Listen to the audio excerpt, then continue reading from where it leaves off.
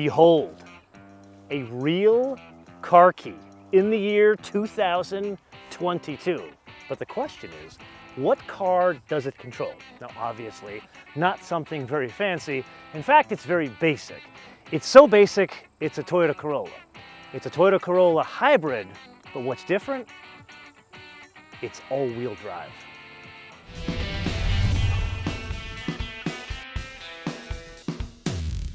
Okay, so what exactly is this, being you and I have driven many flavors of Corolla since this generation came out? Well, it's the hybrid, which we have driven before. However, what's new is they've grafted on a 30 kilowatt rear motor, which makes it all-wheel drive. So it's very much the same architecture as the Toyota Venza we drove about a year and a half ago. The engine up front is changed slightly to 134 horsepower, 156 pounds of torque. This is not about performance figures, so we're not going to discuss 0 to 60 VMAX, but we will discuss the fuel economy, because that is what makes this vehicle stand out. And they're 53, 46, 50 combined. Okay, so it may have two propulsion systems, but the mass, it does not reflect that fact. 2,850 pounds, or depending on expressor weights and measures, 1,293 kilograms. With that, oh, that is not horrible. It's good considering what this vehicle is, which is a Corolla. Let's go over this bump here. Ugh. Well, that wasn't horrible. This definitely has that CVT feel to it. That is the only thing that really takes away from the delivery of power of this. Otherwise, it's actually kind of surprising in the way it delivers power. Sprightly would be the way I would describe it, not any immediacy to the delivery of power, because it's muted through the transmission. And again, why do car manufacturers use a CVT in vehicles like this? Well, there are two answers to that. Number one, less moving parts, which means it's cheaper to produce. And number two, the overall efficiency. That's how we arrive at the MPG figures we just discussed. So this is one of the situations that is give and take. Want better fuel economy, you're gonna have to give a bit in terms of drivability. Then while we're talking about drivability, driving dynamics. And here, this is the tale of two Corollas. So one could drive the regular Corolla. You and I have just recently driven a stunning GR Corolla. That is a very different kind of vehicle, and clearly the best Toyota that Toyota makes. That is not this car. But that's not to say this is horrible on road. So basically this behaves just like a front-wheel drive, IC-only Corolla, which means you don't really feel the impact of the second propulsion system in the ride quality, the drivability, all that kind of stuff. What I feel is a car that weighs less than 2,900 pounds, which is very rare nowadays, which makes this very usable around town, which is the mission of a vehicle like this. Okay, so that's the general drivability, but what you and I need to focus on is the all-wheel drive system. And here it behaves like the all-wheel drive system that we've driven in other Toyotas, like a Venza, where there's an electric motor in the rear, and that's what provides torque to the rear wheels. So here, do you notice a difference in the drivability? No. It feels like a front-wheel drive Corolla. You don't even feel any weight in the ass end of the car. It's kind of unfortunate that it is a beautiful day here in Middle Tennessee, where sun is shining on a cloud in the sky. Okay, so if we really can't test the effectiveness of the all-wheel drive system, where does that leave us? Well, we've learned that it's not intrusive. It doesn't impact the way a Corolla drives. But at the same token, it doesn't add any tracing ability. I can't go around a corner faster in this Corolla than other Corollas, because it's not one of these systems like the RX 500 where there's an electric motor in the back with an inverter so it can provide more torque to go around a corner faster. But of course, that's just in theory. Let's try it in practice around this corner here. Oh yeah. This is not a GR Corolla. But you know what it ain't? It ain't heavy, and that's what makes it interesting to drive.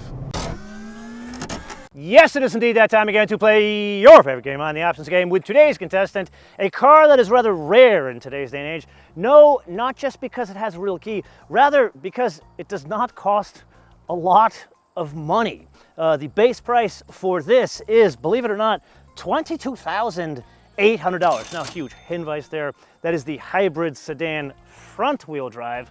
Add the all-wheel drive, it raises the base price by $1,400 to $24,200. Now, as a point of order, the gasoline, meaning the ICE only sedan, that one is a base price of $21,550. Now, you guys know Nathan, Andre, and Roman of TFL Car. Every time I get together with them, they always go on and on and on that the Maverick is like the second coming of Jesus himself because it's 20 grand. Now that's great, it's a hybrid, but have you been on the inside of that thing? A terrible place to be. This, at least on the inside, is a more pleasant place to be.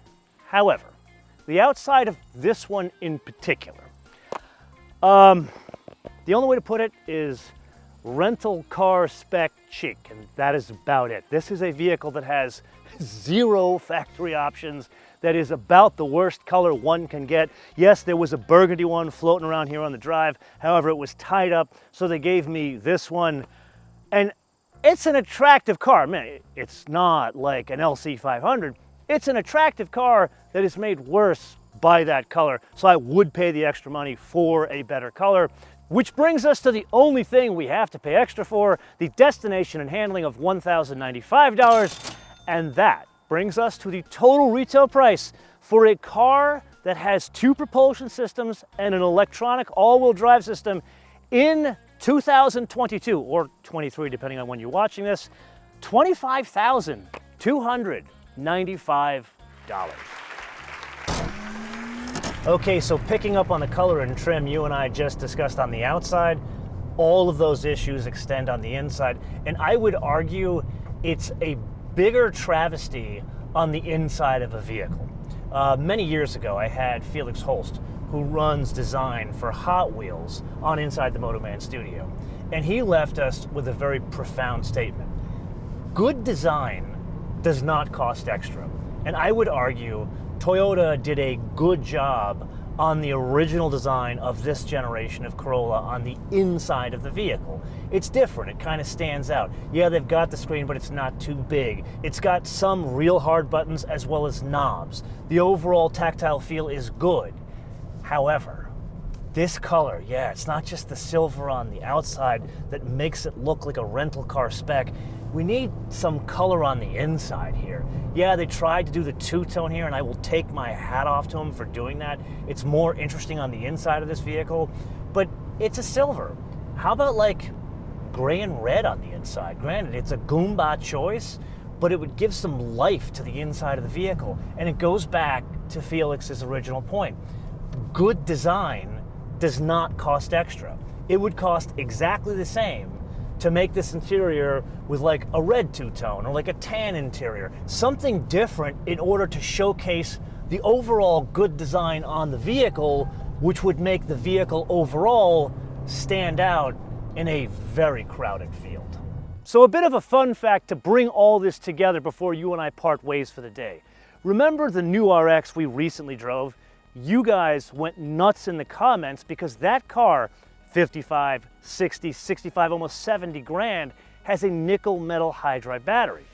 This, lithium ion in something that cost $25,000, and arguably from the same manufacturer, which brings us directly to the wish list.